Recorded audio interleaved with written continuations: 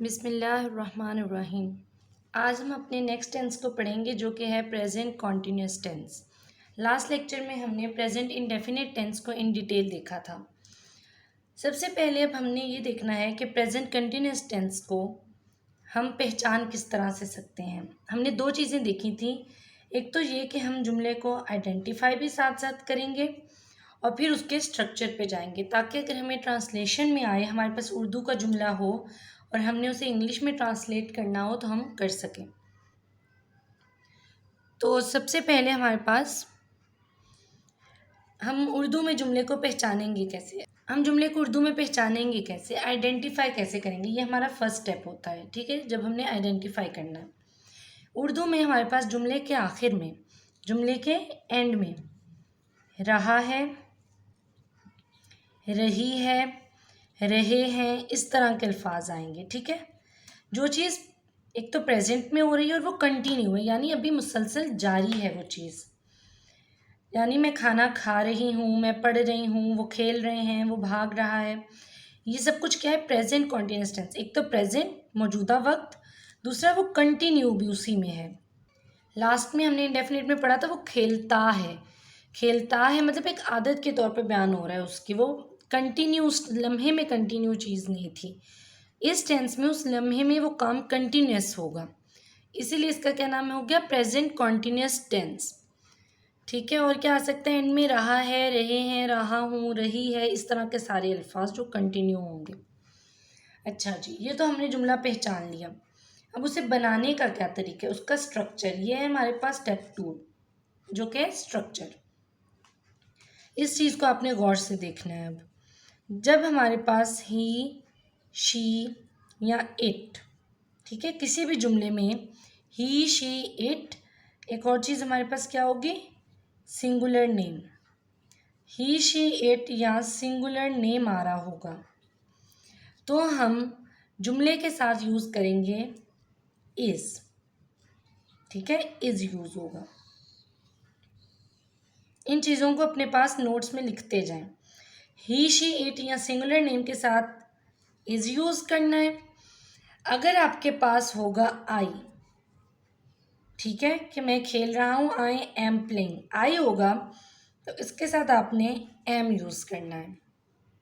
ठीक है, आई के साथ एम यूज़ होगा। अगर आपके पास आ जाए जमा, यानी कोई प्लूरल चीज़, दो नाम आ जाए या कोई इस तरह की चीज़ आ जाए जो ज़्यादा है जमा में, जैसे वी आर प्लेइंग, हम खेल रहे हैं, we are going somewhere like that. ठीक है, जब वी आ जाएगा तो आपके पास क्या आ जाएगा, आर आ जाएगा। लाइक अगर आप दो नाम लो, Ali and Ahmed are playing, ठीक है, जब दो नाम आ गए, अगर अकेला अली होगा तो सिंगुलर नेम के साथ अली इज़ प्लेइंग। ठीक है, तो वी के साथ आपके पास आर यूज़ होगा। इस चीज़ को अपने पास लिखो भी और मैं दोबारा रिपीट भी करवा देती हूँ। ही, शी, इट और सिंगुलर नेम के साथ इज़ आएगा, आई के साथ एम आएगा और वी के साथ आर आएगा। अब इन सब के साथ वर्ब की कौन सी फॉर्म यूज़ होगी, वर्ब की फर्स्ट फॉर्म कैसे, ईट। ठीक है, अब इसके साथ वर्ब की फोर्थ फॉर्म यूज़ होगी। फोर्थ फॉर्म का क्या मतलब होता है कि आपने जो फर्स्ट फॉर्म है, जो कि ये ईट, वॉक, प्ले, रीड, ये सब कुछ, फर्स्ट फॉर्म के साथ आई एन जी को ऐड कर देना होता है। ठीक है, I am eating, I am playing, I am walking, I am reading, या we are playing, we are reading, he is going, सब कुछ क्या है, फर्स्ट फॉर्म के साथ आपके पास आई एन जी ऐड हो जाएगा। यहाँ तक थे इसके रूल्स प्रेजेंट कॉन्टिन्यूस टेंस के सिंपल फॉर्म बनाने के। इसके बाद हम नेगेटिव इंटेरोगेटिव देखेंगे, लेकिन अभी हम इसकी कुछ एग्जांपल्स देखते हैं। मैं जुमला बोलती हूँ, आप उसको अपने पास बनाने की भी कोशिश करो। ठीक है, पहले उसको खुद से बनाने की कोशिश करो, फिर देखो कि मैं क्या आपसे कह रही हूँ, कौन सा जुमला आपको किस तरह बना के दे रही हूँ। अगर आप खुद कोशिश साथ साथ नहीं करोगे तो फिर आपको ये सही से याद नहीं होगा, चीज़ समझ नहीं आएगी, कॉन्सेप्ट क्लियर नहीं होगा। तो अब जुमला है हमारे पास, वो किताब पढ़ रही है। ठीक है, प्रेजेंट कॉन्टिन्यूस रही है एंड में आ गया, वो किताब पढ़ रही है। शी के साथ क्या आएगा, मैंने आपको बताया, ही, शी, इट के साथ इज़ आएगा। शी इज़ फर्स्ट फॉर्म, पढ़ रही है तो फर्स्ट फॉर्म हो गई रीड, साथ आई एन जी ऐड हो जाएगा, रीडिंग अ बुक। ठीक है, she is reading a book, she के साथ इज़ आया और फर्स्ट फॉर्म के साथ ING, ये आपका प्रेजेंट कॉन्टीन्यूअस टेंस होता है। मैं ख़त लिख रही हूँ, आई एम, फिर फर्स्ट फॉर्म राइटिंग के लिए हम राइट लिख के आगे ING। ये आपने खुद देखना है कि आप ये ना राइट के आगे ई भी लिख दो, ये बेसिक इंग्लिश है कि कहाँ पे आप ING लगाओ तो एक लेटर आप पहला नहीं लिखोगे ये सब कुछ, ठीक है। I am writing a letter. Aslam school जा रहा है, ठीक है, असलम स्कूल जा रहा है। अब एक नाम है, सिंगुलर नेम है, दो नाम नहीं है। सिंगुलर की क्या कंडीशन है, वही जो ही शी इट की है। Aslam is going to school, ठीक है, वो खेल रहे हैं, वो खेल रहे हैं, वो खेल रहे हैं, तो आपके पास होगा दे, ठीक है, वो लोग खेल रहे हैं, दे आर प्लेइंग। हम खेल रहे हैं तो वी आर प्लेइंग। तुम अंग्रेज़ी पढ़ रहे हो, तुम अंग्रेज़ी पढ़ रहे हो, you are reading English book, ठीक है, तुम अंग्रेज़ी की किताब पढ़ रहे हो, you are reading English book.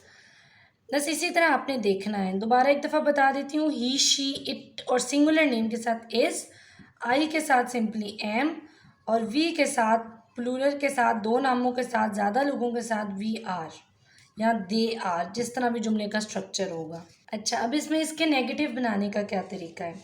हमने इसका सिंपल देख लिया, अब हमने इसको नेगेटिव बनाना है। नेगेटिव का क्या मतलब है, उसमें नो या नॉट का यूज़ हो रहा होगा, यानी जो इनकारी जुमले होते हैं, इनकार वाले फ़िक्रे हैं, उसको हमने मनफी जुमले बनाने हैं। अब जो भी हमारे पास हमने पढ़ा हेल्पिंग वर्ब होगा। हेल्पिंग वर्ब हमने क्या पढ़ा, इज़, एम, आर, ठीक है, ये हमारे पास हेल्पिंग वर्ब थे। इनके बाद, इज़ के बाद, एम के बाद, आर के बाद हमने नॉट का यूज़ कर देना है। सिंपल जो हमारे पास जुमला बन रहा है, मैं आपको जुमला बना के दिखाती हूँ। वो ख़त नहीं लिख रहे हैं, अगर आपको वो ख़त लिख रहे हैं, they are writing a letter, वो ख़त लिख रहे हैं। अब आर के बाद आपने नोट लगा देना है, they are not writing a letter, वो ख़त नहीं लिख रहे हैं। इसी तरह वो नहीं खेल रही है, शी इज़ नॉट प्लेइंग, ठीक है, बारिश नहीं हो रही है, इट इज़ नॉट रेनिंग।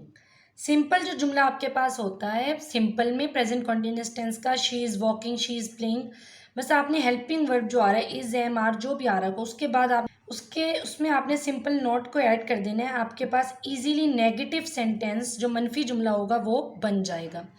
अब हम देखते हैं कि हम इंटेरोगेटिव कैसे बना सकते हैं।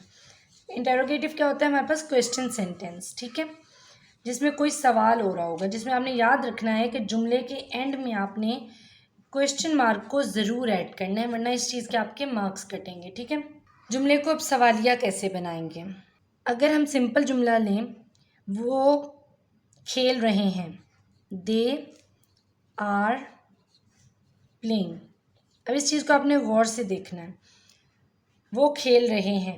अब सवालिया कैसे बनेगा, इंटेरोगेटिव कैसे बनेगा आपके पास, क्या वो खेल रहे हैं।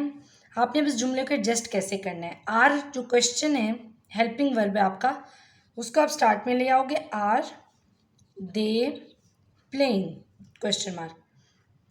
वो खाना खा रहे हैं, दे आर ईटिंग फूड, ठीक है, तो आर दे ईटिंग फूड।